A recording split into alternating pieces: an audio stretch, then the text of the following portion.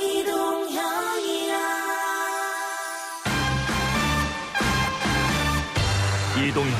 뉴스 정면 승부. 이동형의 뉴스 정면 승부.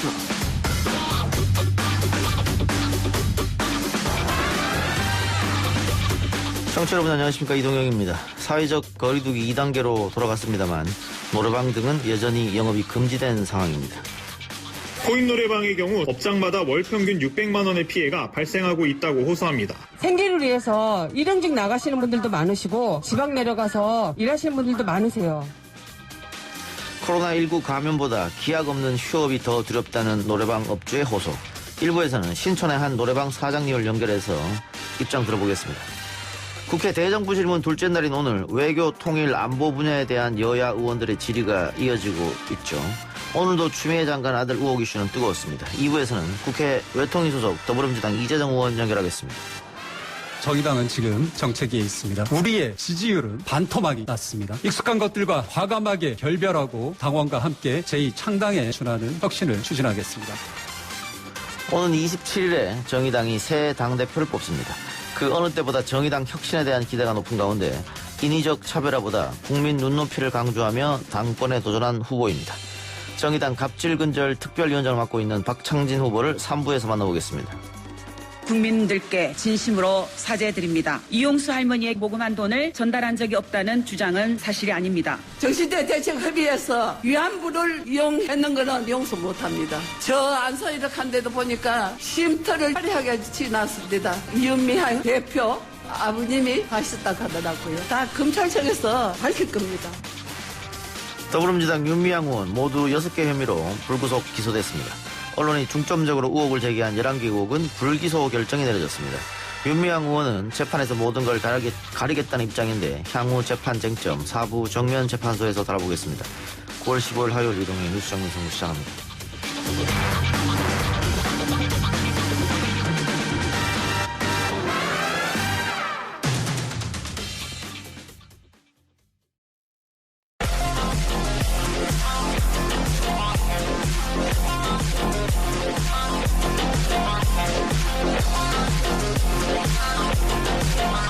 뉴스들 언박싱해드리는 기자 언박싱. 오늘은 헤럴드 경제 배돈 기자 나왔습니다. 어서 오십시오. 안녕하십니까.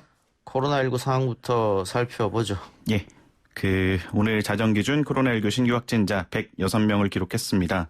신규 확진자 수가 13일째 100명대에 머무르고 있는 건데, 최근 사흘을 보면은 연속으로 100명대 초반을 기록해서 좀 뚜렷한 감소세를 보이고는 있습니다. 물론 이제 증가세는 좀 주춤하지만 여전히 산발적인 감염이 이어지면서 100명 아래, 그러니까 두 자릿수로는 못 내려가고 있는 상황인데요. 그래도 어쨌든 고무적인 거는 지역 발생 확진자, 그러니까 해외 유입을 뺀 지역 발생 확진자는 사흘째 100명 아래로 내려갔다는 겁니다. 지역 발생 확진자가 그제 99명, 어제 98명, 오늘 기준 91명을 기록하면서 점차 감소세를 보이고 있고요. 일단 지역별로는 서울이 32명, 경기 31명, 인천 8명 등 수도권이 총 71명이고 이외에는 부산 4명, 충남, 제주가 각 3명, 대전, 충북, 경남이 각 2명, 광주, 강원, 전북, 경북은 각 1명씩입니다. 주요 감염 사례를 보면은 중소규모의 집단 감염이 꾸준하게 이어지는 양상인데요. 경기 부천시의 방문 판매 업체 TR 이노베이션과 사라킨 관련 확진자가 어제 낮 기준으로 총 16명으로 늘었고, 대전의 건강식품 설명회 관련 감염자도 2명이 추가되면서 누적 57명이 됐습니다. 또 수도권 산악 모임 카페 관련해서도 서울과 경기, 충남 등에서 확진자가 잇따르면서 누적 확진자가 41명으로 늘어났고요. 현재 코로나 확진 이후 상태가 위중하거나 중증 단계 이상으로 악화한 환자가 어제보다 1명이 늘어서 총 158명이고요. 사망자는 4분이 늘어서 누적 367명이 됐고, 국내 평균 치명률은 1.64%라고 합니다. 이게 지금 언제 어디에서 감염됐는지 알기 어려운 감염 경로 불명, 일명 깜깜이 환자가 전체의 4분의 1 가까이 이르기 때문에 지금 결코 안심할 수 있는 단계는 아닌 상황입니다. 근데 어쨌든 국내 감염자들은 3일 연속 두 자리 숫자니까. 맞습니다. 내일 조금 더 기대를 해보고요. 예. 정부가 코로나 백신 3천만 명 분량을 일단 확보하겠다, 이런 이야기를 오늘 했네요. 예, 맞습니다. 정부는 오늘 정세균 국무총리 주재로 국무회의를 열고 해외 백신 개발 추진 상황을 점검하고 백신을 단계적으로 확보하는 내용의 어떤 코로나19 백신 도입 방안을 논의를 했는데요. 일단은 1단계로 전 세계 백신 공급 체계인 코백스 퍼실리티라는 게 있어요. 예. 여기를 통해서 1,000만 명분을 하고 이제 나머지 개별 글로벌 기업, 제약 기업들과 협상을 통해서 2,000만 명분을 확보한다는 계획을 세웠습니다. 이렇게 총 3,000만 명분인데 이게 1단계 확보 물량이 전체 국민의 한 60%죠. 3,000만 명분이면은. 이렇게 설정한 이유에 대해서 우선 접종 대상자와 집단 면역의 수준을 함께 고려했다라고 설명을 했는데 집단 면역이라는 게 인구의 한 60에서 70% 수준의 면역력이 필요하기 때문에 최저 수준까지 가야 된다라는 설명이고요. 정세균 총리는 오늘 국무회의에서 국민 모두에게 접종할 수 있는 충분한 물량을 확보하고 싶지만 아직은 백신의 안전성과 효과성, 개발 성공 여부도 불확실해서 무작정 투자하기에는 한계가 있다. 선제적이면서 전략적인 접근이 필요했다라고 강조를 했습니다. 일단 외국에서 백신 개발에 좀 앞서가고 있는 국가 상황을 보면서 예. 또 우리도 준비는 해야 될 거고요. 이게 선입금을 또 해야 되는 거라서 예. 글로벌 제약회사들하고 협상이 실제로 진행 중입니다. 아스트라제네카, 노바백스, 화이자, 존슨앤존슨, 모더나 등과 다 협상을 하고 있는 것으로 알려져 있고 향후 우수한 백신이 개발되는 회사가 나오면 추가 협상 채널을 가동한다는 그러니까 아직 백신은 개발되지 않았습니다. 혹시 예. 오해할 분들이 계실까 봐. 아직 그 개발이 돼도 맞으려면 좀 걸리겠죠, 시간이. 예. 3,000만 명 분량을 확보한다 그러면 일단은 연세 많으신 분 또 어린이 위주로 먼저 접종을 하겠다 이런 생각인 것 같네요. 예, 일단은 다음 달까지 접종 대상을 누구로 할 것인지 계획을 수립할 계획이라고 하고요. 백신 접종 비용도 심의를 통해서 향후 결정된다고 합니다. 예. 지난 5월 코로나 확진 후에 역학조사 과정에서 직업과 동선을 속인 인천 학원 강사. 본인은 굉장히 자책을 하고 있다고 하는데 예. 오늘 검찰이 징역 2년을 구형했네요. 예, 많이들 기억하실 텐데요. 5월에 24살 학원 강사 A씨 경찰이 결국 징역형을 구형을 했습니다. 검찰 측에서는 피고인이 역학조사를 받은 당일에도 헬스장을 방문했고 이후에 커피숍을 갔다. 피고인의 안일함으로 발생한 코로나 확진자가 80명에 달하기 때문에 죄질이 매우 나쁘다. 라고 구형의 이유를 밝혔는데요. 이제 다들 아시다시피 구형이라는 게 법원의 선고가 아니고 검찰이 이렇게 형을 내려달라고 구형을 한 건데 예. 어쨌든 굉장히 좀 세게 실형을 내려달라고 구형을 한 것으로 보입니다. 그래서 오늘 결심 공판에서 좀 안타깝다고 해야 될까요? 재판 시작 전에 이 학원강사 A씨의 왼팔 곳곳에 붉은 상처가 좀 있었나 봐요. 이제 판사가 왜 그러냐고 묻자 변호인이 자해를 했다. 라고 말을 했고 변호인이 이제 혐의를 인정한다라고 하면서 피고인이 이제 우울증 등으로 꾸준히 치료를 받아왔다. 그다음에 계속 언론에 나온 이후로 자해를 하고 있고 힘든 날을 보내고 있고 모두 인정하고 반성하고 있으니 초범인 점을 참작해 달라라고 호소를 했습니다. 그래서 판사가 시간이 다 지나고 있어 너무 자책은 하지 말라라고 A 씨한테 당부했다라고 이제 나오는데요. 또 이제 뉴스 댓글을 보니까 짠하긴 한데 거짓말 때문에 피해를 본 사람이 그래요. 너무 많으니까. 죄값은 치르고 반성하며 살라라는 댓글이 공감을 많이 받았습니다. 예, 정치권 이야기 해보죠. 추미애 전국이라고 해도 거짓말이 아닌 것 같은데. 예. 오늘도 역시 야당은 연일 총공세를 이어가고 있습니다. 예, 그렇습니다. 주 장관의 아들 서모 씨가 카투사 복무 당시에 특혜 휴가를 갔다라는 의혹, 통역병 및 자대 배치 청탁 의혹 등이 제기되고 있는데 연일 뜨겁습니다. 일단 국민의힘은 추 장관이 자신과 아들을 둘러싼 의혹을 해소하기는커녕 국민적 분노만 더 자극한다면서 사퇴를 이제 촉구를 하고 있습니다. 주호영 원내대표가 일단 오늘 원내 대책회의에서 정의와 진실과 싸우려 하지 말고 조속히 결단하라라고 압박을 했고요. 곽상도 의원은 국민들에게 변명 만들어 놓는 것만으로 이미 장관을 그만둬야 하는 충분한 이유라고 지적을 했습니다. 특히 어제 국회 대정부 질문에서 추미애 장관의 답변 내용이나 이런 태도를 성토를 했는데 이제 남편과 주말 부부라서 전화를 했는지 확인하지 않았다.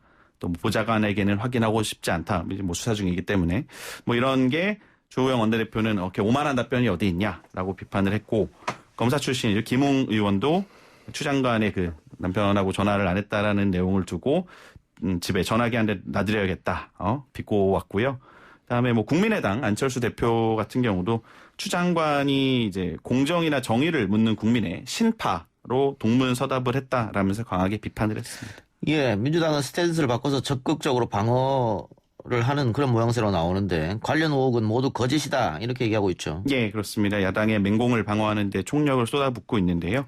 민주당 김태년 원내대표는 오늘 추 장관 아들과 관련한 의혹에 대해서 아무런 문제가 되지 않을 사안이 야당의 무분별한 정치 공세에 의해 마치 엄청난 권력형 비리인 것처럼 부풀려졌다라고 말을 했는데요. 병가나 휴가는 담당자의 허가가 있으면 미복귀 상태에서도 사용이 가능하고 부득이한 사유가 있으면 전화나 메일, 카톡 등을 통해서 신청이 가능하다면서 그 사슴이 말로 둔갑하는 이 예. 지록위마라고 하죠. 전형적인 야당발 지록위마라고 밝혔습니다. 그러면서 이제 검찰 개혁을 진두지휘하고 있는 현직 법무부 장관 아들 문제가 아니라면 이렇게까지 확대 재생산됐겠느냐 의문이다라면서 특혜도 당연히 없어야겠지만 억울함도 없어야 한다라고 지적을 했습니다. 그 관련해서 불법적인 것들이 있었다고 하면 사실상 장관직이 있긴 어려울 테고. 그 밝혀지면 있기는 어렵겠죠. 그럼 지금 검찰 수사가 진행되고 있으니까 진행 중입니다. 좀 지켜보면 안 됩니까?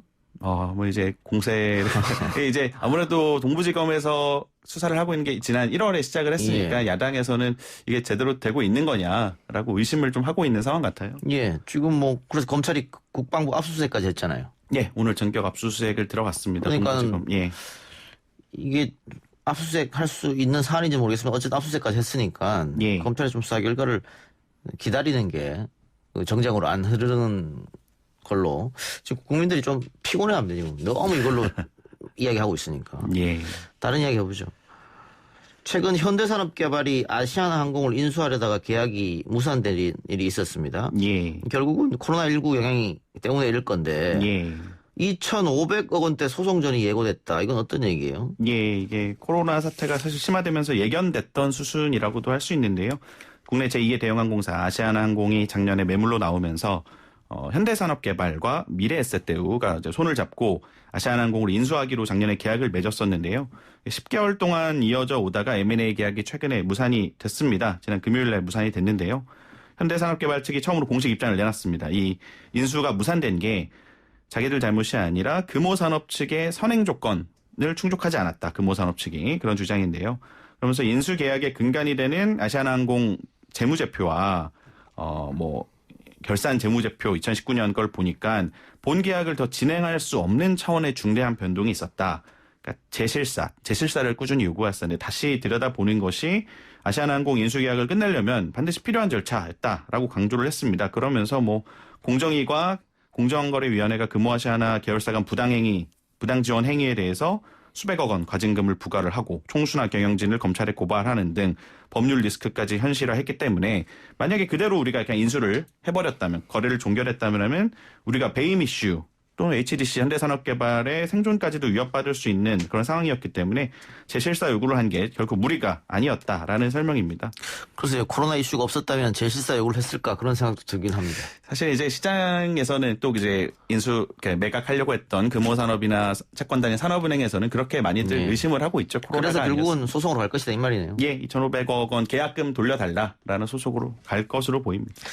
예, 하나만 더 살펴보죠. 대법원이 성착취물 제작에 최대 징역 29년 3개월의 양형을 내리도록 기준안을 마련했다. 어떤 이야기입니까? 예, 대법원 양형위원회라는 곳이 있어요. 이제 원래 법에는 징역 몇 년 이상 또는 몇 년 이하 이렇게 적혀 있지만 그거를 가지고 너무 한계가 없으니까 대법원에서 어느 정도의 선에서 판사들이 판단하라고 양형 기준을 하는데 그걸 결정하는 양형위원회가 어제 전체 회의를 열어서 디지털 성범죄에 대한 양형 기준을 확정했다고 합니다. 그 아동 청소년 성착취물 제작 범죄의 법정형은 징역 5년 이상의 무기징역인데 그 폭이 너무 넓고 양형 기준이 따로 없었어요. 그래서 이제 선고 형량이 각 재판부에 따라, 그러니까 판사에 따라 들쑥날쑥하다라는 평가가 많았습니다. 또 사실은 우리 이런 거에 대한 선고 형량이 국민의 법 감정에 대비 사실 굉장히 낮아서 솜방망이 판결이라는 지적이 끊이지 않았었는데요. 실제 양형위 전문위원들이 2014년에서 2018년까지 이 관련 범죄 선고 형량을 분석해보니 그 법정형 하한이 징역 5년인데 이거 절반인 2년 6개월로 나타났다고 합니다. 평균적으로 이 정도밖에 안 받았던 건데 특히 이제 그 텔레그램 박사방 운영자였던 조주빈 등이 한창 논란이 되지 않았습니까? 이러면서 이 처벌 기준을 마련해야 된다는 목소리가 커지면서 이렇게 나온 겁니다. 그러면서 특별 가중인자의 피해자에게 극단적 선택이나 가정 파탄 등 회복하기 어려운 심각한 피해를 일으킨 경우 이럴 때는 특별히 가중한다 이런 거가 포함됐고요. 그 과거 선고된 형량과 비교해 무거운 수준의 양형 기준이 마련이 됐습니다. 예, 그 박사방 운영자인 조주인 등에게도 이 양형 기준이 적용됩니까? 이게 직접 적용은 원칙적으로 어렵고요. 이 양형 기준이 효력이 발생한 이후에 공소가 제기된 범죄에만 적용되기 때문인데요. 그러니까 이게 조주빈은 지난 4월에 이미 재판에 넘겨졌죠. 그렇기 때문에 새 양형 기준의 적용 대상에서는 제외가 됩니다. 그럼에도 간접적으로는 영향을 미칠 거라는 게 법조계의 전망인데요. 일단은 이 새 양형 기준 자체가 조주빈 으로 말미암아서 좀 생겨난 그런 것이 있고 실무적으로 재판을 담당한 판사가 앞으로 나올 양형 기준을 참고하는 것은 가능하다고 합니다. 발표되기 전에 양형 기준을 참고했더라도 위법하지 않다라는 대법원 판례도 있다고 하고요. 그래서 이게 좀 조주빈에게도 간접적으로는 좀 적용이 될 전망입니다. 알겠습니다. 오늘 기자 언박싱 여기까지 하죠. 지금까지 헤럴드 경제 배도원 기자였습니다. 고맙습니다.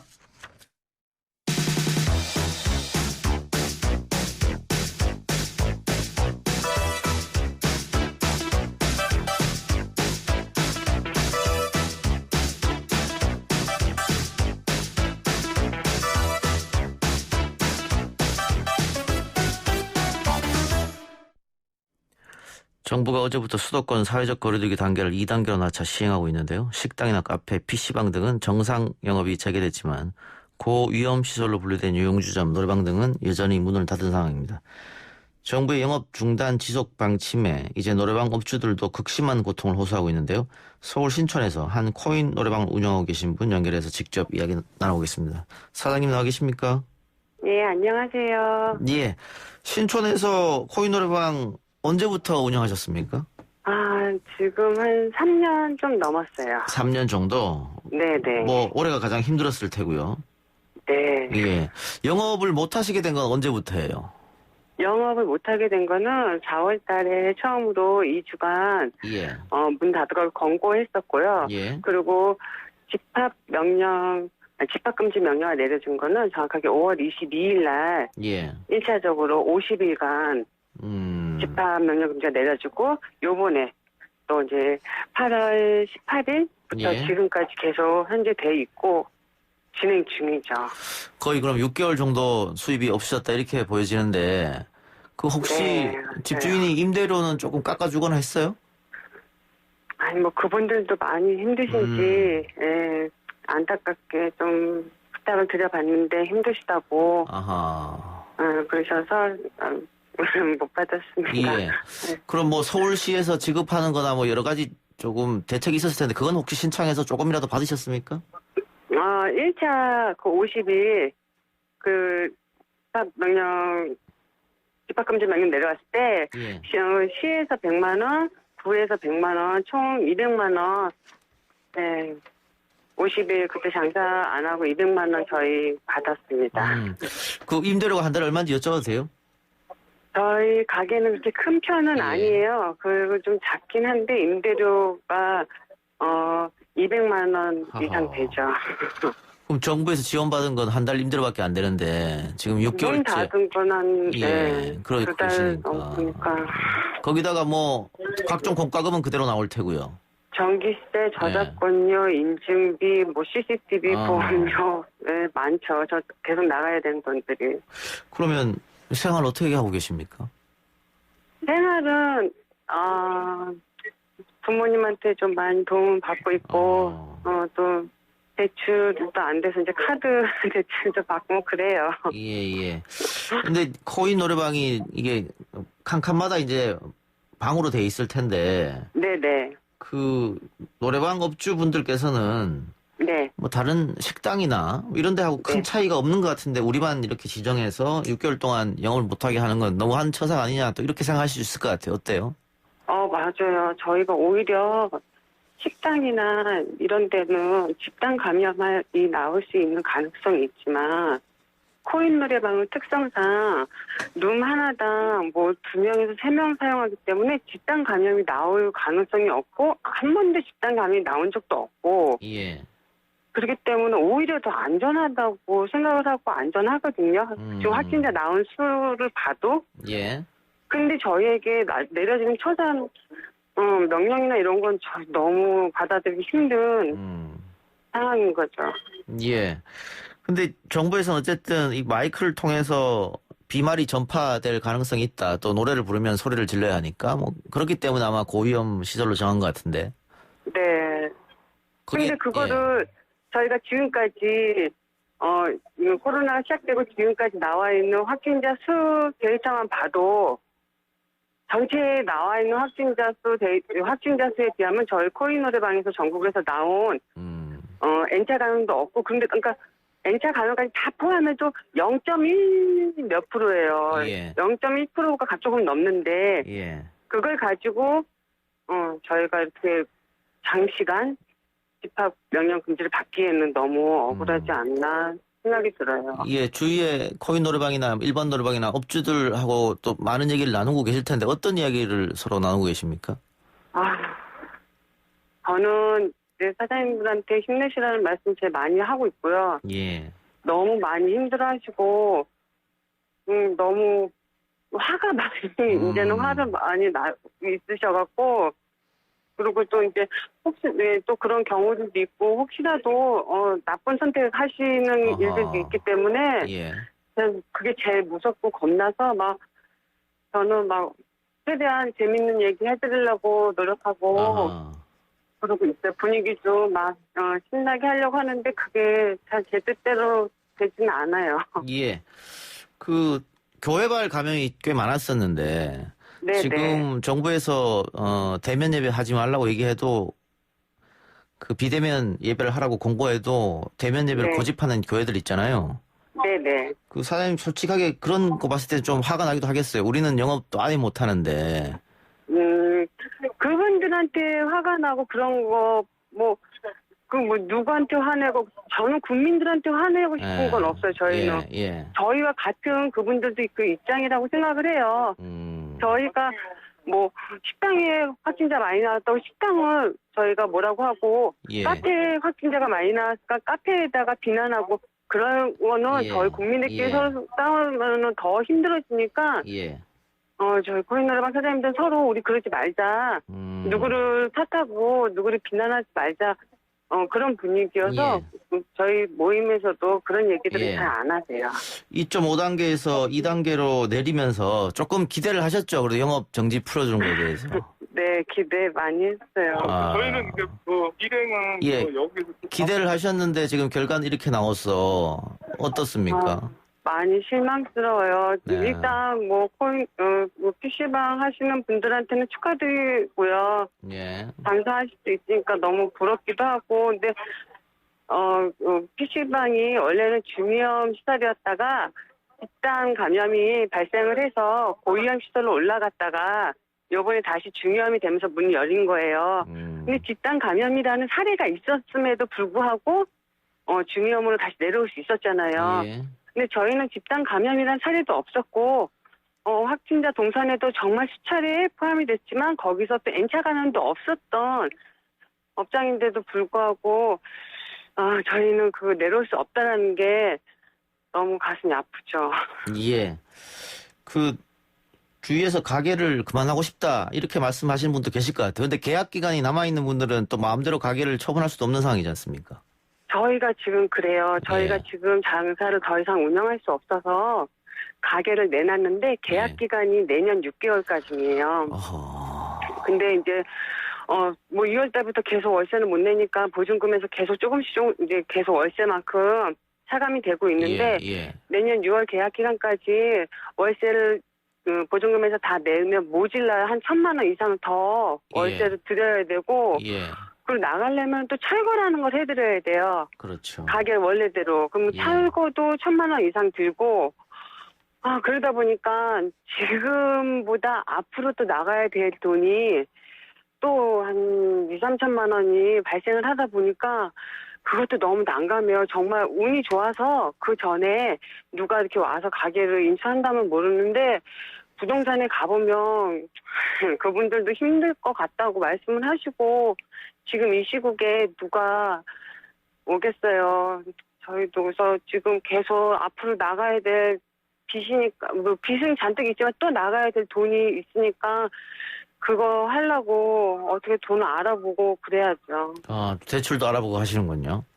대출 이제 나올 때도 없어서 예. 네. 신랑도 여기저기 일자리도 알아보고 어떻게든 살아야 되니까. 근데 지금 당장에 치료제나 백신이 나올 기다린 건 좀 무리니까 시간이 좀 걸릴 것 같으니까 네. 내년 6월까지 버티시라고 말하기도 좀 그렇네요.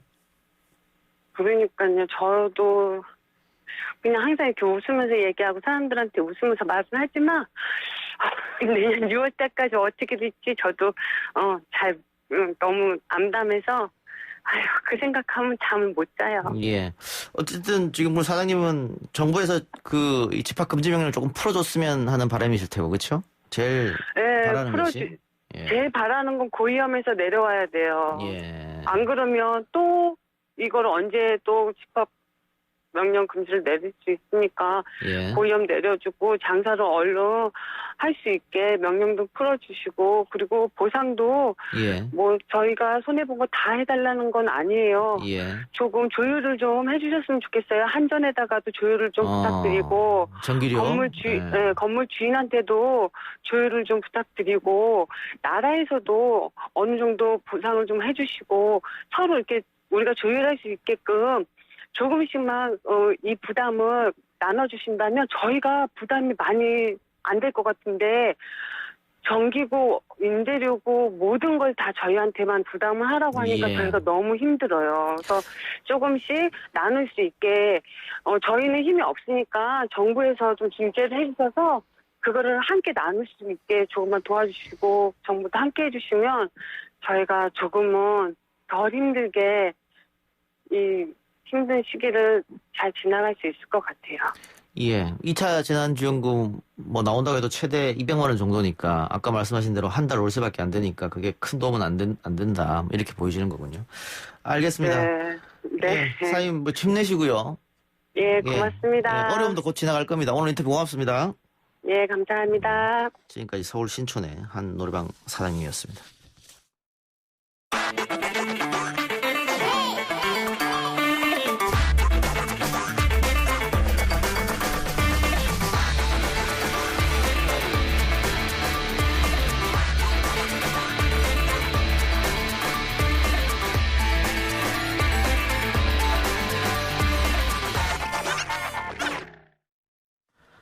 대정부 질문 이틀째, 오늘은 외교 통일 안보 분야입니다. 오늘 역시 추미애 장관 아들의 군 복무 특혜국에 대한 질의가 쏟아진 가운데 문재인 정부 외교 안보 정책을 놓고도 다양한 의견이 개진됐습니다.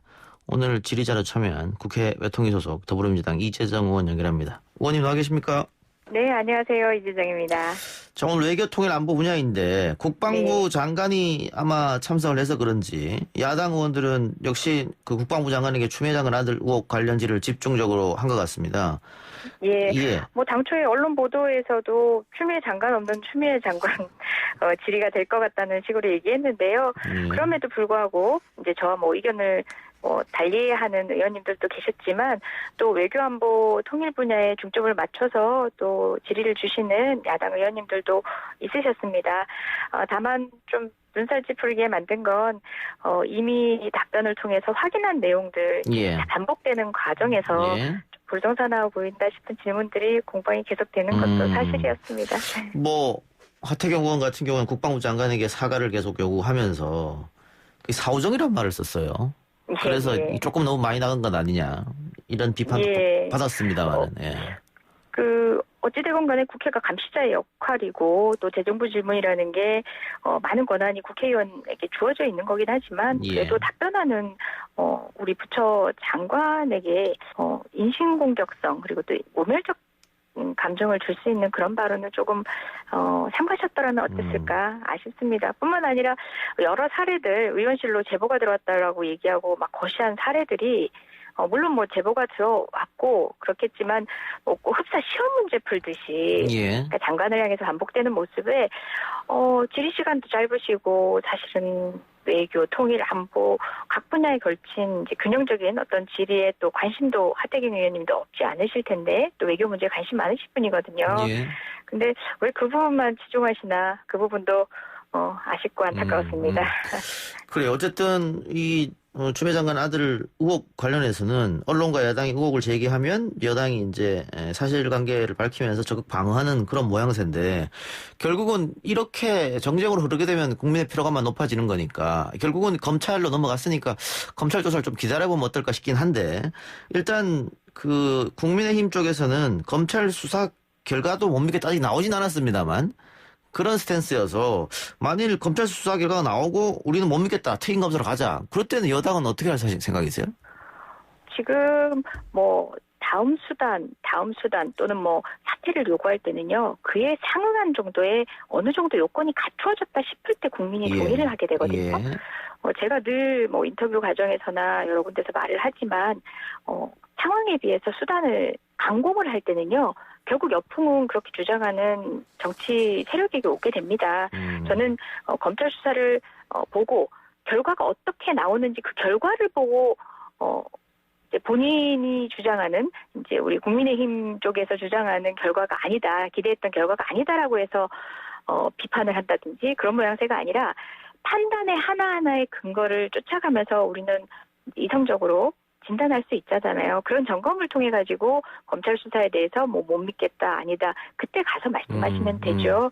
지금은 오로지 정치적 공격을 위한 조금 짜놓은 틀 안에서의 공세인 것 같아서 그 부분이 조금 안타깝습니다. 이후에도 검찰 수사 결과 발표 이후에도 그와 같은 방식이어서는 안 될 텐데 하는 생각도 듭니다. 물론 그 전에 뭐 예단할 수는 없지만 검찰에서는 여러 가지 드러난 사실에 대해서 명백하게 정리를 하면서 이제 국민께 보여드릴 때인 거죠. 알겠습니다. 뭐 추장관 아들인 그 정도 하고요. 오늘 의원님도 대정부 질문 하셨죠? 네네. 어떤 내용으로 질문하셨습니까? 지금 외교안보의 현안 뭐 여러 가지 있겠죠. 일본이라든지 미국 상황 등등 다 있고 그 안에서 한반도 평화 프로세스가 원활하게 진행되고 있지 않은 상황에 대한 깝깝함들도 있을 건데요.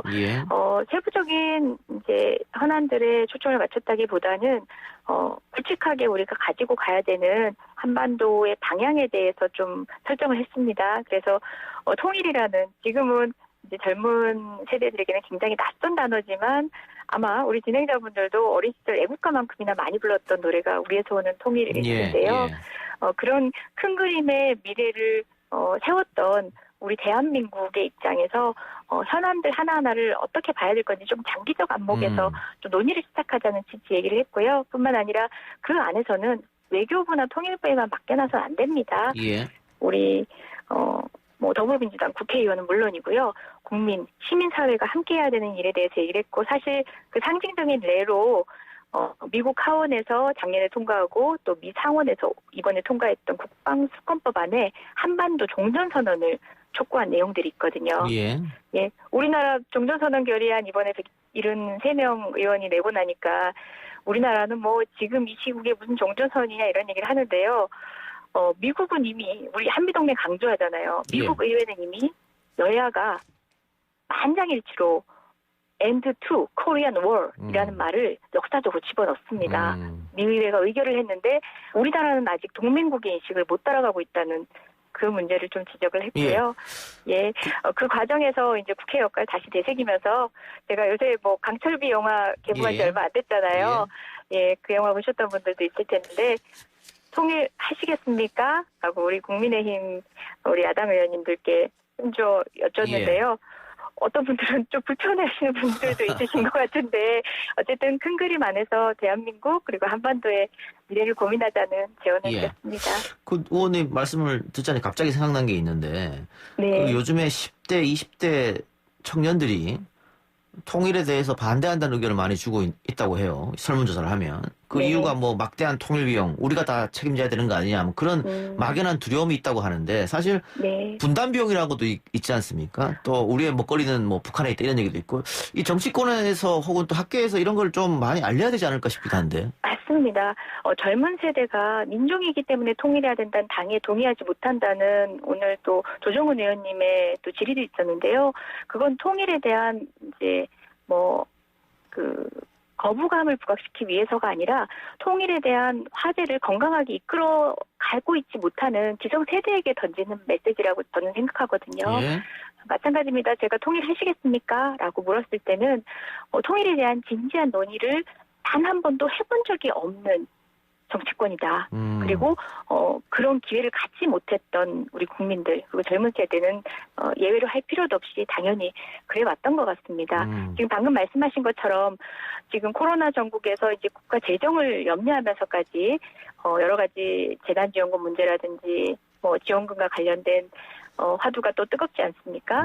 그런데 그보다 더 막대한 금액이 방위비로 쓰이고 있다는 거, 국방력 증강을 위해서 정말 그 금액은 뭐 상상도 그 금액을 논의하는 국회에서는 상상도 못할 금액이 투입되고 있다는 것에 대해서 지적하는 목소리는 지금 국회 안에서는 없었거든요. 예. 아마 저도 이제 시간이 조금 더 있었더라면 그 부분에 대해서도 좀 설명을 드리고 보여드리고 싶기도 했었는데요. 그처럼 우리가 분담 비용이라고 하고 있는 그 부분들이 이제 적재적소에 쓰이는 이제 비용이 됐더라면 다른 공방들을 정말 불필요하게 만들 수도 예. 있었다. 예. 지금 재난지원금을 둘러싸거나 아니면은 세계 경제의 어려운 상황과 맞물려서 확장 재정 문제, 이 모든 문제를 불식시킬 그렇죠. 만큼의 예, 예. 막대한 비용이 우리는 군사 비용에 쓰이고 있습니다. 예, 알겠습니다. 근데 오늘도 국민의힘의 박진 의원이 뭐 북한의 핵 인질이 된 상태다, 혹은 북한 편향적이다, 통일부 장관이 이런 얘기를 했습니다. 결국은 그 문재인 정권이 친북 저자세로 나오고 있다. 한미동맹 해야 되는데 안 하고 있는 거 아니냐, 이렇게 말하고 있거든요. 근데 문재인 정부도 그렇고 민주당도 그렇고 한미동맹의 중요성을 계속 강조하고 있지 않습니까? 그럼 야당이 말하는 한미동맹과 여당이 말하는 한미동맹이 다른 겁니까? 그러게 말입니다.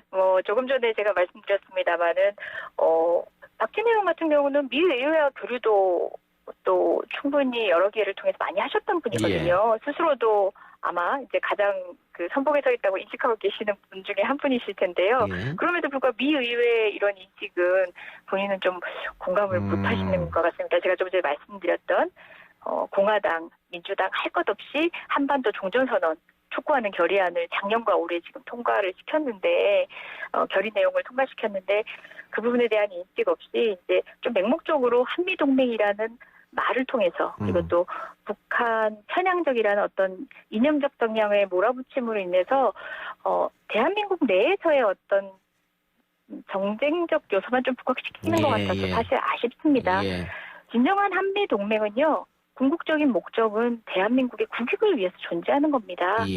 그래서 제가 되려 통일 원하십니까? 라고 물어봤던 건 통일로 대체될 수 있는 건 우리 국민의 안전이고 국민의 행복이거든요.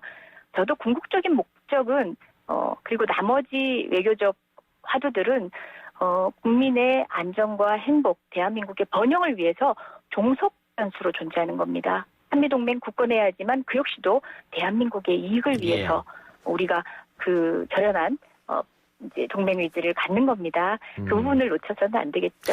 근데 의원님 뭐 작년, 재작년 어쨌든 뭐 남북 교류가 활발하게 이루어졌었는데 올해 들어서 뭐 코로나19 탓도 있습니다만 전혀 그 교류의 장, 대화의 장이 안 열리는 것 같아서 좀 안타까워요. 뭐 어떻게 이게 돌파구를 마련해야 될 텐데요.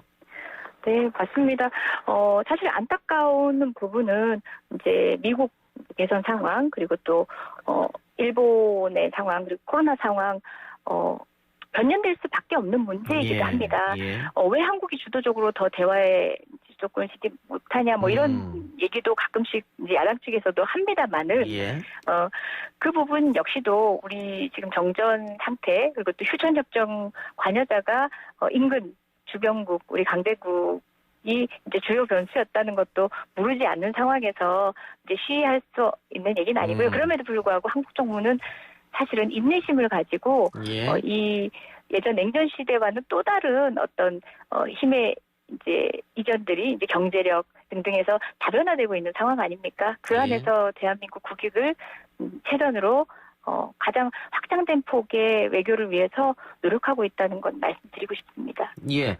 관련해서 뭐 미국 정가에서는 트럼프 대통령이 서프라이즈로 10월 중에 김 위원장과 만날 수도 있다, 이런 얘기도 나오는데 어떻게 보세요? 아마도 뭐 트럼프 대통령 이제 대선 상황 등등과 맞물려서 그런 이야기가 나오고 있다고 저도 전해 듣고 있는데요. 글쎄요, 이제 저희 여러 상황들이 이제 늘 뭐 이벤트처럼 서프라이즈처럼 전해지기도 했고, 그것들이 뭐 이벤트에 불과했다는 평가도 있지만 또 어느 정도 이제 되돌릴 수 없는 상황들을 또 축복해 가고 있기도 하거든요. 제가 뭐 가능성 여부를 본다기보다는 이제 미국은 트럼프 대통령만이 아니라 어떤 정치 세력도 그 방향에 대해서 다시 되돌리기는 어렵다고 보고요. 이게 뭐 10월이 된다, 뭐 올해 말이다, 내년이다 하는 뭐 그런 시간적인 부분에 대해 예측 이런 걸 떠나서 그 방향과 어쨌든 이제 묵묵히 걸어가서 이뤄낼 성취들은 전 좀 확신이 있습니다. 예. 미국 정치 세력 역시도 그 부분에 있어서는 예. 정반대의 정치 세력, 그러니까 민주당이 주도권을 진다고 하더라도 저는 이제는 그 흐름은 바꿀 수 없다는 생각입니다. 예. 알겠습니다. 의원님 시간이 없어서 짧게요. 그 일본의 새 총리가 나왔는데 일본하고 관계 개선도 생각해야 될 거 아닙니까? 네네. 네, 맞습니다. 그렇기 때문에 제가 아까 말씀드렸던 이런 한일 정치적 갈등만이 아니라 경제 갈등까지 있는 상황에서는 외교의 다변화가 정말 필요합니다. 예. 그저 민간 외교가 아니라 시민사회, 시민들이 공통의 이익을 가지고 이야기할 수 있는 테이블을 정부가 적극적으로 지원을 해야 되고요. 외교 주체로 참여시킬 필요성이 있다고 봅니다. 특히 한일 관계는. 예, 적극적 지원해 주시기 바랍니다. 오늘 인터뷰 고맙습니다. 네, 고맙습니다. 네, 지금까지 민주당 이재정 의원이었습니다. 글쎄 안 들려 들을 뉴스 없어 아무 뉴스도 귀에 들어오지 않아 듣고 또 들어도 들을 뉴스 없어 만드는 게 2%야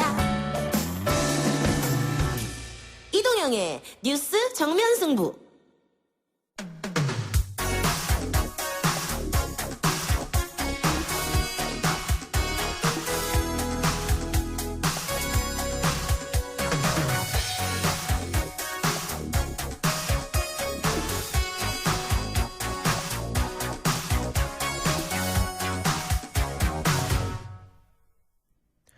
YTN 라디오 이동의 뉴스 정면승부 3부 시작합니다. 정의당 이야기 해보죠. 당대표 경선이 진행 중이고요. 모두 4명의 후보가 나섰습니다. 누가 당선되든 진보 정치의 세대 교체는 가능할 걸로 보입니다만 노회찬, 심상정으로 대표되는 큰 빈자리를 어떤 내용으로 채울 것인가는 숙제로 남아있는 것 같습니다. 당대표에 도전한 박창진 전 갑질 근절 특별위원장 연결해서 정의당이 나아가야 할 방향에 대해 보관 들어보도록 합니다. 자, 박창진 위원장님 나와 계십니까? 네, 반갑습니다. 정의당 당대표 후보 박창진입니다. 예. 그 정의당에 입당한 게 그렇게 오래된 기억으로 남아있지 않은데 정의당 입당 후에 또 총선에 출마하시고 당대표 도전까지 굉장히 바쁘게 의정생활을 하시는 것 같습니다. 네, 저는 실은 4년 전에 정의당에 입당을 했습니다. 예. 제가 재벌을 상대로 싸울 때 힘없이 또 이름 없이 살아가는 시민과 노동자들과 함께 해주는 진보 정강이 얼마나 중요한지 절실하게 느꼈습니다. 예. 당시에 정의당의 연대가 저에게는 너무나도 소중했고요. 특히 혼자가 아니라고 말씀해 주시는 고 노회찬 대표님의 격려가 큰 힘이 되어 정의당에 입당하게 되었습니다. 비례대표 출마 역시 심상정 대표로부터 당이 더 많은 국민에게 관심을 받고 지지를 받을 수 있도록 나서달라는 요청이 있어서 세 차례 거듭된 부탁에 진보 정당과 시민들을 위해 나서기로 결심한 것이었습니다. 저에게 매우 소중한 정의당인데 지금 당이 위기입니다. 현재의 위기뿐 아니라 미래의 희망마저 작아졌습니다. 매우 엄중한 상황입니다. 가만히 있을 수가 없었습니다. 국민들에게 응원받고 희망과 가능성을 인정받던 정의당의 모습을 되찾아야 했습니다. 그리고 그 역할을 기존의 간성과 무법을 가진 사람들이 할 수 없다라고 생각했습니다. 제가 이 위기를 적극적으로 변화시켜내고 당원들의 열망과 의지를 모아내도록 하겠습니다. 예. 그 위원장님 사건 이후에 극심한 스트레스로 건강이 좀 좋지 않았다는 이야기 있었는데 지금은 건강 괜찮으십니까? 네, 휴증은 아직 남아있지만 많이 극복했습니다. 예. 방금 말씀하시면서 지금 당이 위기다, 실망감을 느꼈다 이렇게 말씀하셨는데 어떤 점에서 위기라고 느꼈는지 이야기 좀 해주시죠. 제 개인의 실망감과 답답함이 아니라 당원들의 바람, 국민들의 실망과 불신이 커가고 있다는 점이 심각한 위기의 신호로 생각이 됩니다. 예. 저는 위기의 신호가 단순한 실망을 넘어서 당의 부활이냐 몰락이냐 당의 존폐를 결정짓는 심각한 상황이라고 진단하고 있습니다. 이 위기의 원인으로 이념적 독선이 작용하고 있고 비민주의 정파, 지도부의 불통과 무책임 등의 3대 구습이 있다고 이미 말씀드렸습니다. 국민을 계몽의 대상으로 여기고 자신의 이념을 중심으로 작은 차이라도 생기면 당원과 국민을 밀어내는 태도, 비공개적으로 활동하고 누가 소속되어 있는지도 숨기고 현안에 대해 의견도 제시하지 않으면서 선거 때만 되면 연고 중심으로 뭉치는 이런 정파주의도 당원의 민주주의를 왜곡하는 거라고 생각하고 있고요. 소통 안 하고 책임도 지지 않는 지도부도 문제라고 생각하고 있습니다. 여기에서 혁신의 출발점이 시작돼야 되지 않을까 합니다. 예, 알겠습니다. 저 위원장님 그 수화기를 조금만 떼고 말씀해 주시기 바랍니다. 네. 예. 그 위기다고 말씀해 주셨는데 정의당의 일부 당원들은 정의당의 핵심 가치가 노동인데 요즘 들어서 노동보다는 젠더 이슈에 더 많이 경도된 것 아니냐 이런 비판을 좀 하고 있거든요. 거기는 어떻게 답하시겠습니까? 정의당에는 다양한 가치가 함께 존재하고 있습니다. 물론 그 안에 물론 우리 정의당은 이미 성평등 사회를 지향하는 정당이라고 예. 외치고 있습니다. 당연히 그 안에 젠더 이슈도 있는 것이고요. 이를 중점적으로 의제하는 분들도 당연히 진보 정치에 있어야 하고요. 그것을 우리 삶의 일환으로 실질적으로 바꾸기 위한 실천 방법을 실현해 나가야 되는 것도 맞습니다. 이 과정에서 국민의 공감을 얻어야 하는 지점에서 저희가 최선을 다했느냐 물어볼 필요가 있을 것 같고요. 현재 그런 점에서 정의당의 행보와 메시지에 아쉬움을 저도 느끼고 있습니다. 정의당이 옳다고 생각하고 이해하는 부분에 대해서 정의당을 지지하고 또 필요성을 인정했던 많은 국민들과 지지자들은 옳고 그름에 머물지 않고 저희의 정치적 태도와 방식 또 시기의 적절성 등에 대해서 동의하지 못하고 있는 것 같습니다. 저는 유리천정을 뚫는 일도 중요하지만 이 바닥조차 없는 여성들을 위한 정치도 필요하다고 생각합니다. 성평등 담론과 노동 이슈가 대립되는 것이 아니라 함께 가게 만드는 것. 이것이 정의당과 정의당 지도부가 책임 있게 해야 될 자리라고 생각합니다. 그러니까 공감이라는 단어도 써주셨고 지금 우리 사회에 비단 정의당뿐만이 아니고 우리 사회 전체에서 젠더 갈등 문제가 이슈가 돼 있는데 여기서 이 갈등을 조정하는 능력은 정당이 갖춰야 할 덕목이고 과연 정의당이 젠더 갈등의 이 갈등 조정 능력을 갖고 있느냐 이런 지적이 끊임없이 나와서 제가 한번 여쭤봤거든요. 네. 지금 그 지점에서 많은 실망감이 있었다라는 것은 저도 충분히 공감을 합니다. 이전에 말씀드린 바와 같이 저희가 어떤 행동, 어떤 정책을 펼치기 전에 과연 충분한 이해를 구했는지 먼저 짚어봐야 될 점이 있을 것이고요.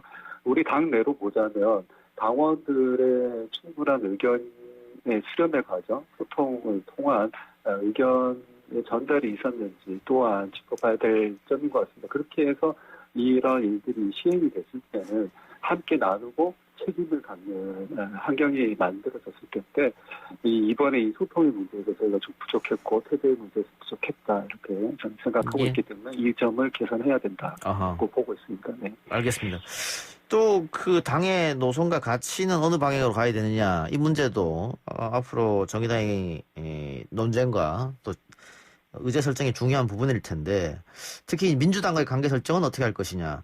그 과거에는 범진보 세력으로 한데 묶여서 지역구는 민주당 또 비례는 정의당 이렇게 찍는 분들 많으셨단 말이죠. 근데 이제는 조금 결별해서 독자적으로 나서야 된다 이런 이야기도 좀 있고 어떻게 보세요? 민주당과의 관계 설정? 당연히 지금은 정의당의 독자 생존의 중요한 때라고 생각합니다. 그리고 사전에 그리고 그 전에 말씀드릴 것은 처음부터 정의당이 민주당과 저는 경쟁 상대로 있었다 생각한 적은 없습니다. 소위 말한 민주당 이중대로는 없다라고 생각하고 있고요. 저는 오로지 우리 정의당이 국민들에게 보다 나은 삶을 향상시키는 의제에 집중하고 선도해 나간다면 국민들이 저희 가까이 올 것이고 그것이 원동력이 돼서 민주당이든 다른 당이든 오히려 우리의 관계에 신경을 쓰게 되지 않을까라고 생각합니다. 예. 자, 당대표 후보가 4분 나오셨는데 인지도나 대중성 측면에서는 박창진 후보가 앞서 있다. 근데 다른 후보들은 박창진 후보를 향해서 준비가 덜 됐다. 이런 메시지를 보낸 것 같습니다. 여기서는 어떻게 답변하시겠습니까? 네, 당의 운영에 대해 잘 모른다고 하신다면 솔직히 부족한 것을 인정하겠습니다. 예. 하지만 지금 정의당 대표에 필요한 것은 익숙한 경험이 아니라고 저는 생각합니다. 위기에 대해 정확히 진단하고 당의 물줄기를 바로 세우는 리더십이 필요합니다. 오히려 제게는 나머지 후보들보다는 후보들에게는 부족한 강점이 있습니다. 안에 머물러 있을 때는 보이지 않는 위기의 본질을 더 정확히 보고 있다고 생각합니다. 지금의 위기는 당의 부활이냐 몰락이냐를 결정짓는 심각한 위기의 상황이고 나머지 세 후보님의 경험과 준비해온 방식은 그 방법으로는 위기를 돌파해낼 수 없습니다. 당원과 함께 국민들의 신뢰를 회복하며 완전히 새로운 방법으로 저는 당을 바꿔야 된다고 생각합니다. 굳이 당 경험이 부족하다고 말씀하신다면 저는 저의 장점을 극대화하고 부족함을 채우도록 충분히 능력을 갖춘 다른 분들과 함께 있다고 말씀드리겠습니다. 예.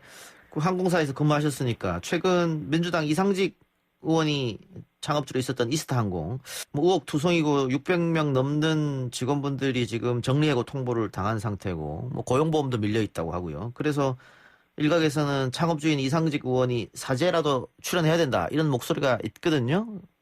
네. 위원장님 어떻게 생각하세요? 네, 이스타항공 아시다시피 최대 주주는 이스타홀딩스입니다. 예. 이스타홀딩스의 자본금은 3천만 원으로 조기 설립된 회사인데 이 회사의 주주는 이상직 의원의 아들과 딸 단 2명입니다. 자본금 3천만 원짜리 회사가 이스타항공의 주식 68%를 사들여서 그 돈으로 지금의 재산을 읽었는데요. 그 돈이 어디에서 나왔는지도 의문입니다. 이스타항공이 다른 회사에 매각되면 매각 대금으로 이상직 의원의 아들과 딸이 400억을 받을 수 있다고도 하고 있는데요. 당연히 사죄는 출연해야 합니다. 노동자들은 거리로 쫓겨나고 있고 민주당 소속 일부 의원들이 이 지점에 대해서 말씀들을 하고 있지만 여당도 나서서 책임을 물어야 된다라고 생각하고 있습니다. 상법에 보면은 어떤 회사가 사기를 쳤을 때는 회사 예산에 돈이 한 푼이 없는 경우에도 사실상의 소유주에게 손해배상을 청구할 수 있다라는 조항이 있는 것으로 알고 있습니다. 이처럼 노동자의 임금에 대해서도 이런 법을 좀 적용할 필요가 있다. 그래서 소위 말하는 이상직법이라고 할 수 있는 걸 좀 적용해야 되지 않는가. 실소유자가 실제적 책임을 노동자의 임금 지급에 또 적용시켜야 된다. 이렇게 저는 생각하고 있습니다. 알겠습니다. 마지막으로 왜 박창진이 당대표가 되어야 하는지 우리 청취자분들께 호소 한마디 하시죠. 네, 지금 당대표 후보로 출마한 네 분의 진단과 해법이 매우 다릅니다. 특히 다른 세 분과 저의 진단은 확연히 다릅니다. 20년 동안 해왔던 방식으로 안 됩니다. 관리형 리더십으로도 안 됩니다. 전략적 오판으로 지금의 위기를 가져온 지도부의 핵심도 안 된다고 저는 생각합니다. 아래로부터 혁신이고 완전히 다른 제2의 창당을 준하는 열기가 필요하다고 생각합니다. 이 점에서 박창진이 선두에 서서 나가겠습니다.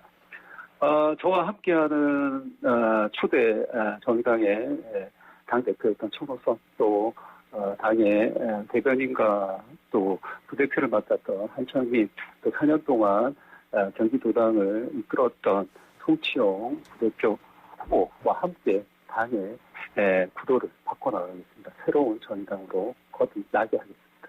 예. 오늘 인터뷰 고맙습니다, 선생님.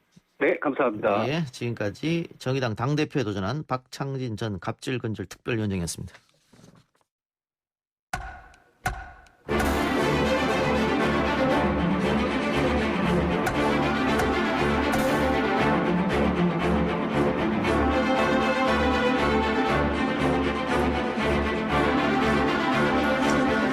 YTN 라디오 이동희 뉴스 정면 승부 4부 시작합니다. 매주 화요일 스튜디오를 법정으로 순간 이동을 시켜주는 두 분 모셨습니다. 김윤우 변호사, 장윤미 변호사 나왔습니다. 어서 오십시오. 네, 안녕하세요. 안녕하세요.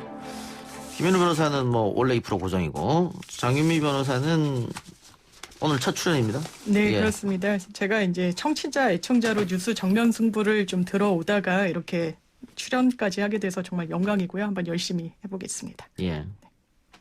박주민 변호사보다 더 잘 거라고 기대합니다. 자, 정의기억연대 회계 부정 의혹을 수사한 검찰이 고발 4개월 만에 수사를 마무리했습니다. 일단 언론 보도를 보면 횡령, 준사기 등 혐의로 전부 기소된 것처럼 보이는데 따지고 보면 대부분은 불기소됐고 기소된 건 얼마 안 됐다면서 좀 정리 좀 해주시죠 우선. 네, 일단 불기소된 사안들을 보면 윤 부부의 신고된 연간 수입이 5천만 원뿐인데 딸 유학비 수억 원을 어떻게 마련해서 지출을 했느냐라는 부분이었는데 이 출처가 거의 다 소명이 돼서 남편 보상금과 지인들의 대여금, 차용금 이런 것, 그다음에 저축 이런 돈으로 했다는 게 입증이 돼서 불기소가 됐고요. 그다음에 남편이 운영하는 신문사의 정대협 소식지 제작 등 일감을 몰아줬다는 부분, 이 부분도 오히려 더 저렴하게 잘 제작을 해줬다라는 부분 때문에 불기소됐습니다. 그리고 부친을 위안부 쉼터 관리자로 등재해서 월급으로 7,500만 원을 지급했다는 의혹, 여기 대해서는 실제로 일을 했고 월급도 그다지 많지 않았다라는 것 때문에 불기소 처리가 됐고요.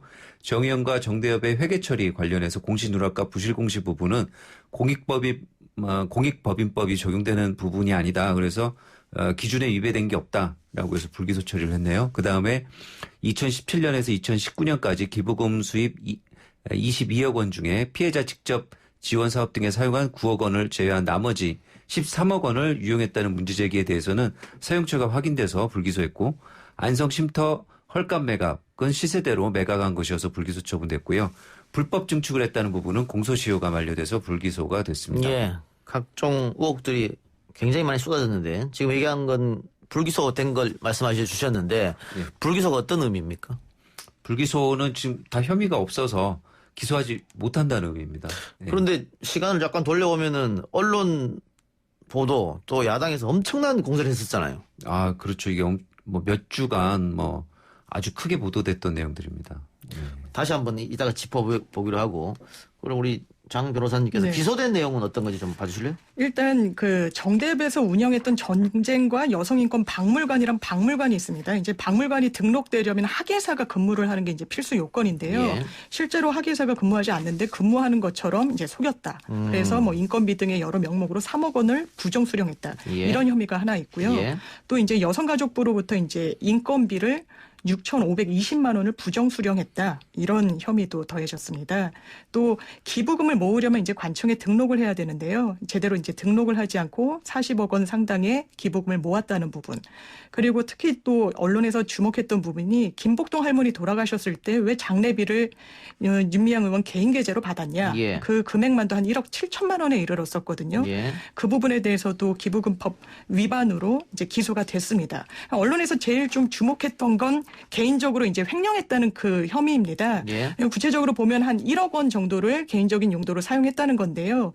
일단 개인 계좌로 3억 3천만 원을 모금해서 이 중 일부를 개인 용도로 썼다는 부분, 또 법인 계좌로 모은 돈 중에 한 2천여만 원을 썼다는 부분, 그리고 마포쉼터 운영비 계좌가 따로 관리가 됐었는데 이 계좌에서도 한 2,100만 원 정도를 개인이 이체받아서 소비했다고 지금 검찰이 판단을 내렸습니다. 예. 이 부분은 이제 업무상 횡령 혐의에 해당하고요. 또 이 부분 또 논란이 됐는데 준사기, 그러니까 중증 치매를 앓고 계신 그 피해자 할머니가 이제 상금을 타셨는데 그중에 한 절반가량인 8천여만 원을 할머니가 제대로 판단을 못하는 상황을 이용해서 기부하게 했다. 이 부분이 이제 검찰의 주장인 겁니다. 이번에 공소장에 담겼고요. 또 안성쉼터 굉장히 좀 논란이 많았는데 시세보다 비싸게 산 부분에 대해서는 이게 정대협에 손해를 끼쳤다라는 혐의로 업무상 배임 혐의로 이제 재판에 넘겨지게 됐습니다. 예. 자, 기소가 된 것, 또 불기소 처분받은 것을 쭉 저희가 알려드렸는데, 기소된 것 중에서 역시 가장 큰 문제가 될 것은 업무상 횡령이나 업무상 배임, 준사기, 이 혐의일 것 같아요. 그렇습니다. 이게 만약에 재판에 정에 가서 인정이 된다고 하면 문제는 또 심각해지겠죠? 예, 아무래도 그렇죠. 준사기는 일반 사기랑 좀 다르게 죄질이 좀 불량하다고 보이는 부분이 있습니다. 왜냐하면 미성년자나 뭐 심신장애자 같이 본인의 이해득실을 제대로 따지지 못하는 사람들을 속여서 이제 금액을 편취했다는 부분이기 때문에요. 만약에 준사기가 유죄로 인정이 된다면 상당히 정치적 타격, 뭐 법적 타격은 뭐 당연한 거고요.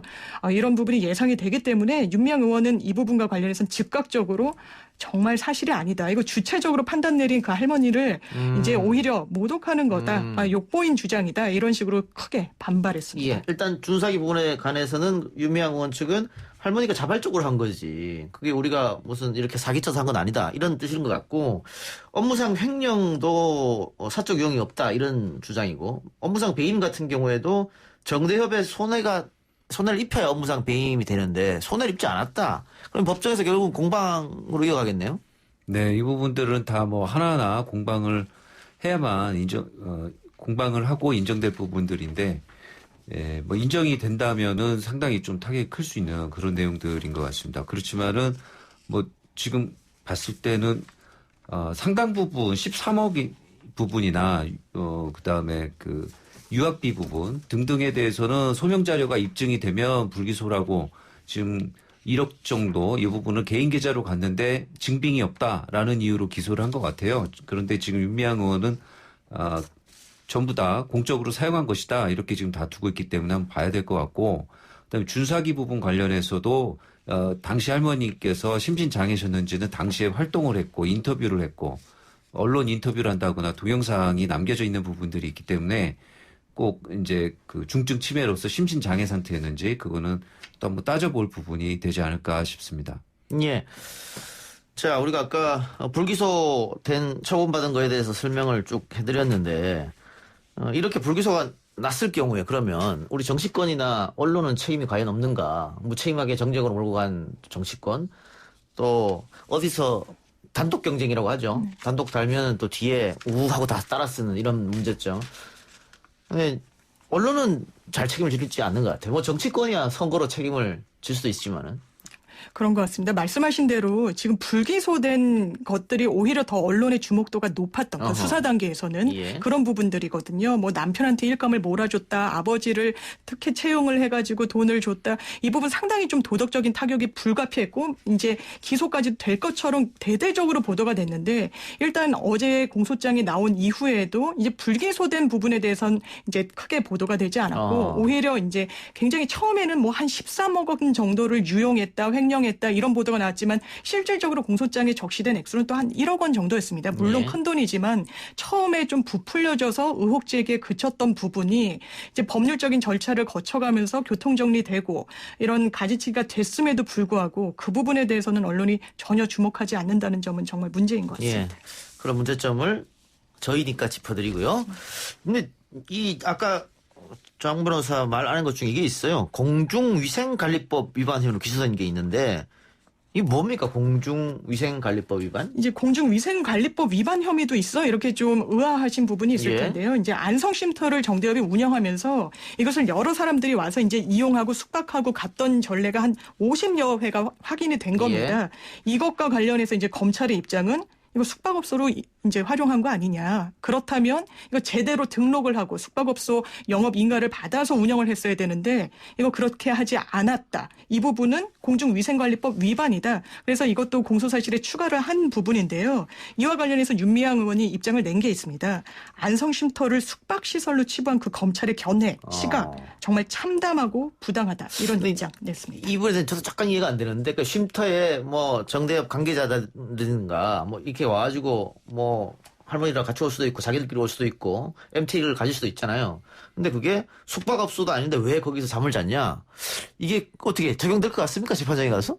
이게 유상으로 썼다는 건데 이제 그 윤미향 의원 주장은 그 검찰 주장은 유상으로 썼기 때문에 돈을 받고 잠자리를 준 거 아니냐라는 건데 이제 그러면 또 그럴 수도 있겠네요. 윤미향 의원 입장은 이 전기요금이나 수도요금 같은 실비 쪽으로 관리비 쪽으로 받은 것이기 때문에 이게 꼭 영업으로 영리 목적으로 운영한 건 아니다 이런 주장인 것 같고요.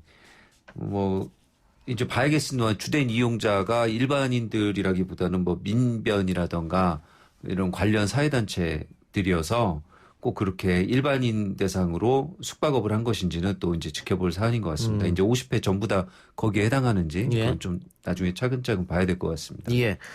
자, 이게 선거법 위반이 아니니까 금고 이상형을 받아야 당선 무효가 되는 것이죠. 근데 아까 우리가 얘기했던 그 업무상 횡령, 준사기, 배임 이 정도가 인정이 돼야 금고 이상형이 나올 것 같은데. 어떻게 보세요? 그렇습니다. 일단 말씀하신 대로 뭐 공직선거법 같은 경우는 100만 원 이상의 벌금형에 처해져도 이제 당연 무효가 되는데요. 예. 일단 이거는 선거법 관련 이슈가 아니기 때문에 이제 집행유예를 포함해서 금고 이상의 형이 확정돼야 의원직이 상실됩니다. 근데 말씀하신 대로 이제 부정한 방법으로 보조금을 수령했다든지 이런 부분이 사실 법정형이 상당히 좀 높은 편이에요. 10년 이하의 징역까지 처해지는 게 가능하고요. 또 이제 부당하게 수령한 보조금을 다른 용도로 또 썼다. 이 부분도 이제 5년 이하의 징역형이 가능합니다. 그렇기 때문에 이 어떤 결과에 따라서 이 민주당에 대해서는 상당한 좀 타격도 불가피할 수 있는 이런 좀 지점이 있습니다. 예. 그런데 이런 사건 보면 재판이 상당히 길어지더라고요. 어쨌든 뭐 사무실까지 다 갈 거 아닙니까? 아, 그러겠죠. 왜냐하면 보조금법이나 지방재정법 위반, 지금 말씀하신 사기 그 부분도 박물관 내 학예사가 있었냐 없었냐가 쟁점인데, 예, 윤미향 의원 측 반론은 학예사가 없는 게 아니라 비상근도 가능하다고 해서 서울시 의견을 받아서 비상근으로 뒀다라는 부분이라던가, 또 2016년에 이미 이 기부금품법 위반에 대해서는 무혐의를 받아놨는데 이번에 다시 그것을 기부금품법 위반으로 다시 기소를 했어요. 그래서 왜 이 윤미향 의원 측은 그때도 이미 후원회원만 모금을 했고 불특정 다수를 상대로 모금을 안 했기 때문에 기부금품법에 아예 해당 사항이 없다고 해서 무혐의가 났던 걸 어떻게 또 기소하느냐 이런 입장이고, 또 뭐 김복동 할머니 장례비 이를 모집한 것도 이건 사망 전에 기부금품을 모금할 금품을 모금할 계좌를 사망 전에 등록할 수 없어서 개인 계좌로 할 수밖에 없는 그런 특수성이 있는데 이런 게 어떻게 해서 위법이 되느냐라고 지금 다투고 있는 상황이기 때문에 법리적으로도 뭐 상당한 문제가 있어서 재판 기간은 굉장히 오래 걸리지 않을까 그런 생각이 듭니다. 그렇게 보이네요. 알겠습니다. 지난 2016년 상사인 부장검사의 폭행에 시달리다 끝내 극단적인 선택을 했던 고 김홍영 검사 사건, 여러분들 다 기억하실 텐데요. 가해자였던 부장검사는 해임됐습니다만 수사가 굉장히 더디게 진행되고 있다라고 하는데 현재 수사 어떻게 진행되고 있습니까? 네, 말씀하신 대로 김홍영 검사가 살고 싶다 이런 좀 안타까운 유서를 남기고 극단적으로 선택한 게 2016년입니다. 그 당시에 검찰이 한 차례 이 사안을 들여다봤는데요. 이때 내린 결론은 그냥 해임 조치를 한 겁니다. 예. 폭행의 비위 사실은 인정했지만 그냥 해임을 하는데 그쳤고요. 별도로 이게 형사 처벌받을 사안은 아니다라고 판단을 내려서 형사 고발 조치를 하진 않았습니다. 그러니까 이제 검찰에서 나오게 됐고 김대현 전 부장검사 이 가해자로 지목된 사람이죠. 이 이제 나와서 바로 이제 지난해 8월에 변호사 등록을 신청했어요. 그러니까 대한변협에서 어떤 정상 이제 변호사 등록은 받아들여 주더라도 이 부분 문제가 있으니까 이제 형사적으로 고발 조치를 해야 되겠다 해서 뒤늦게 형사 고발 조치가 이루어졌고 수사가 시작이 됐습니다. 그런데 이게 2018년에 고발장이 접수가 지난해 8월에 접수가 됐는데 1년 가까이 그 고발인 참고인 조사만 이루어졌고요. 정작 그 가해자로 지목된 김 전 부장검사 한 차례도 소환 조사를 받지 않았습니다. 그래서 현재 변호사로 개업해서 활동을 하고 있는 상황이기 때문에 가족들이 좀 문제 제기를 하고 있습니다. 예, 가족들 입장에서는 이것도 결국은 제 식구 감싸기 아니냐 이렇게 생각할 수 있을 것 같아요. 네. 근데 이런 가운데 김 검사의 유족들이 신속한 수사를 촉구하면서 검찰 수사심의위원회 소집을 신청했네요. 네, 고발한 대한변호사협회 측과 김 검사 유족 측이 함께 수사심의위원회 소집 신청서를 오늘 서울중앙지검에 제출을 했습니다. 그래서 그 신청서 제출 이유는 올 3월에 고발인 조사를 한 이후에 별다른 수사 진척이 없어서 신속한 수사를 촉구하는 차원에서 수사심의위원회를 신청하게 됐다고 설명을 했습니다. 네, 그러자마자 검찰은 이제서야 유족 측의 참고인 조사에 응해줄 수 있는지 문의했다라고 합니다. 예. 근데 글쎄요, 뭐 수사심의위원회 소집을 신청했다고 다 받아주는 건 또 아니니까 그렇게 뭐 확률적으로 높지 않더라고요. 이게 좀 봐야 될 것 같고.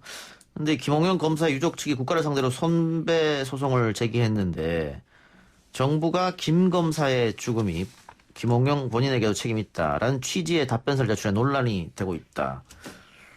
글쎄요, 어떻게 보세요?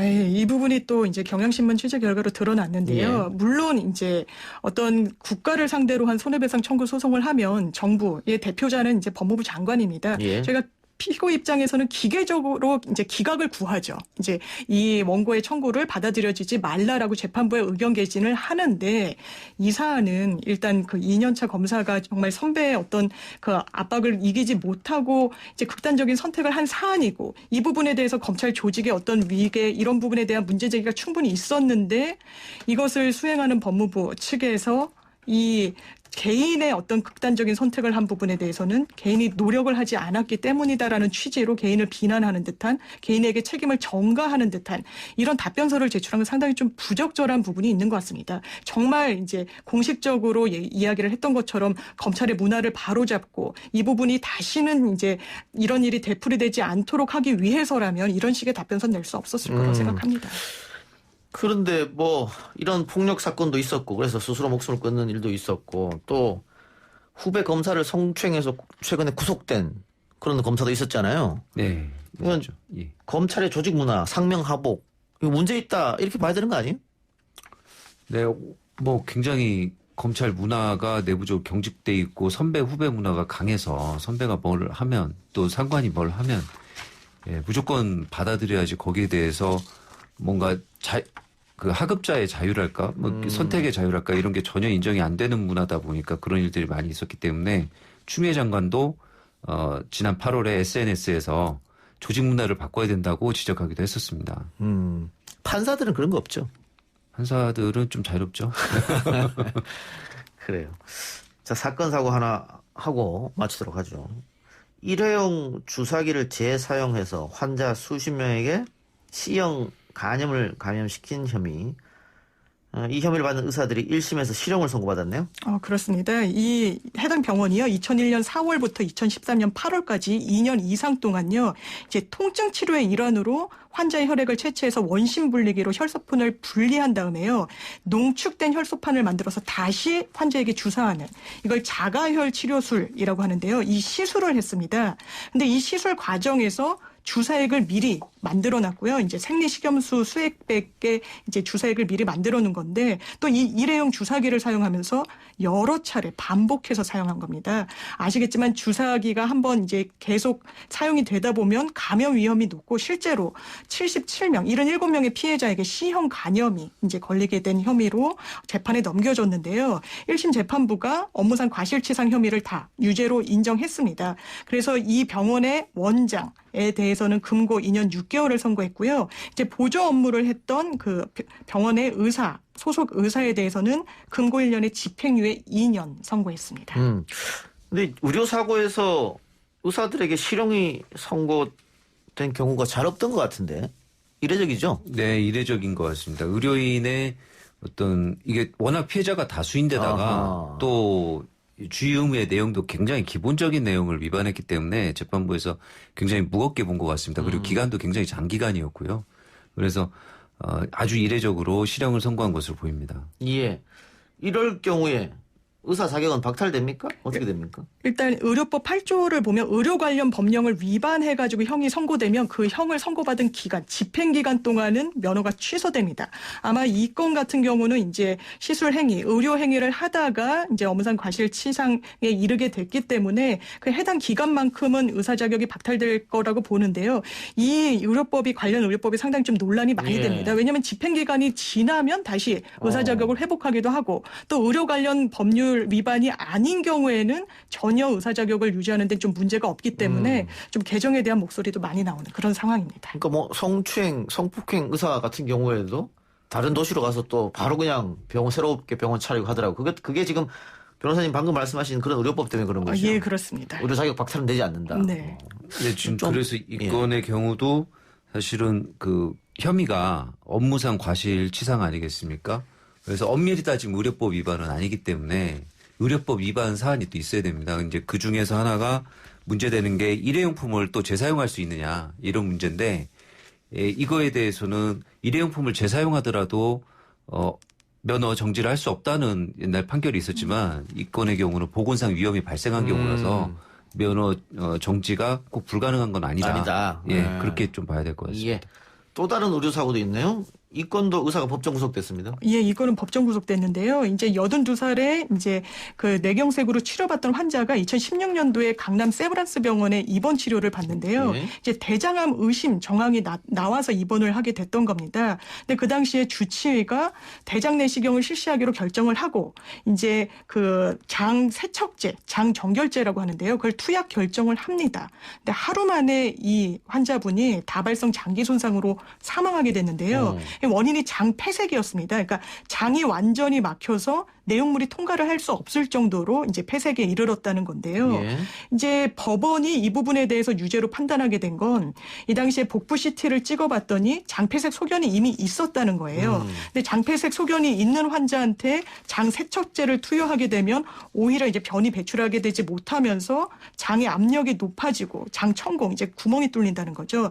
이런 부작용이 있는데도 여기에 대한 주의 의무를 다하지 못했다. 또 환자나 가족에게 부작용이나 위험 설명을 소홀히 했다. 예. 이런 부분을 다 이제 유죄로 인정을 해서 업무상 과실치사 혐의에 대해서 금고 10개월 선고하고 바로 법정 구속했습니다. 예, 이렇게 되니까 의협에서 이번 판결에 대해서 바로 반발을 하고 있어요. 이런 상황에서 과연 의사들이 대장 내시경을 계속할 수 있겠느냐, 뭐 이렇게 했는데 의협에서는 자기들 회원이 일으킨 사건이니까 이렇게 얘기할 수 있다고 보고요. 다만 두 아이를 둔 엄마인데 의사이기도 하지만 이게 도주 우려를 이유로 법정 구속한 건 과하다는 거 아니냐 이런 얘기도 있어요. 우리 김민우 여사 판사 출신이니까 어떻게 봐요 이거? 그럴 수도 있지만 보통 금고 10월 실형을 선고할 때는 누구나 조금 도주하고 싶은 그런 본능이 발동하지 않느냐라는 것 때문에 지금 법정 구속한 것 같은데 신분이 의사고 또 두 아이까지 있으면 또 굳이 영장 집행을 하지 않을 수도 있는 뭐 좀 경계선에 있는 그런 사건인 것 같긴 합니다. 불구속 상태에서도 충분히 재판 받을 수 있지 않았느냐 이런 네네. 말씀이죠. 예. 알겠습니다. 어젠가요? 부산 해운대에서 고급 외제 차량을 몰고 7중 추돌 사고를 일으킨 사건인데 운전자가 보니까는 대마초를 흡입했더라고요. 운전하기 직전에. 아, 네. 이러면은 이거는 어떻게 처벌받나요? 운전하기 직전에 마약을 했다. 음주운전보다 더 강하게 처벌해야 되는 거 아닌가 싶기도 한데. 아, 예. 굉장히 위험한 행위니까요. 근데 꼭 주치뿐만이 아니라 졸음운전 같이 자기 정신 상태가 막지 예. 않은 상태에서 운전을 하면 그 자체도 도로교통법에는 다 위반이 되는 상황이니까 또 무겁게 처벌해야 되는 그런 상황인 것 같습니다. 처음에 대마 혐의를 부인하다가 예. 통장 100개를 들이대면서 추궁을 시작하니까 대마 흡연 사실을 인정했다. 이렇게 알려져 있습니다. 예. 그러니까 경찰을 조사를 했더니 대마 흡입 그리고 고급 외제 차량을 타고 다녔는데 차 안에서 통장이 60여 개가 나왔다. 요즘 통장 갖고 다니시는 분들 잘 없지 않습니까? 다들 뭐 온라인으로 다들 하고 있으니까. 그러면 통장이 이렇게 많이 나왔다고 하는 것은 결국은 또 다른 범죄 혐의가 있는 게 아니냐. 또 마약까지 발견됐으니까 충분히 그렇게 경찰로서 의심할 수 있을 것 같은데. 예, 그 연결고리를 충분히 의심할 만한 부분인 거고 아마 이제 계좌가 이제 드러났으니까 이 부분에 대해서 계좌 추적이나 이런 부분은 조금 용이할 것 같은 부분은 있습니다. 그렇다면 그 자금의 흐름이나 이런 추적을 거듭해 나가다 보면 이 마약과 관련된 자금인지 이걸 어떤 매매하는데 사용된 그 금전 흐름이 나오는지 이 부분에 대해서도 아마 수사기관이 더 들여다볼 부분이 많이 있는 것 같습니다. 예. 이런 경우는 교통사고 나서 이렇게 돼서 이제 아마 유치장이 있을 텐데 그럼 48시간 내에 영장을 쳐서 받아야 되는 거예요? 아, 그렇죠. 예, 48시간 내에 구속영장 청구를 해서 영장 실질 심사를 마쳐야 됩니다. 받아서 나오면은 예. 이 구속 상태에서 조사를 받겠다. 네. 알겠습니다. 오늘 두 분 말씀 여기까지만 듣죠. 오늘 첫 출연이신데 역시 뭐 다른 방송에서 방송을 많이 하시고 또 그래서 너무 잘해주셨습니다. 고맙습니다. 다음 주에 뵐게요. 수고하셨습니다. 네, 고맙습니다. 감사합니다.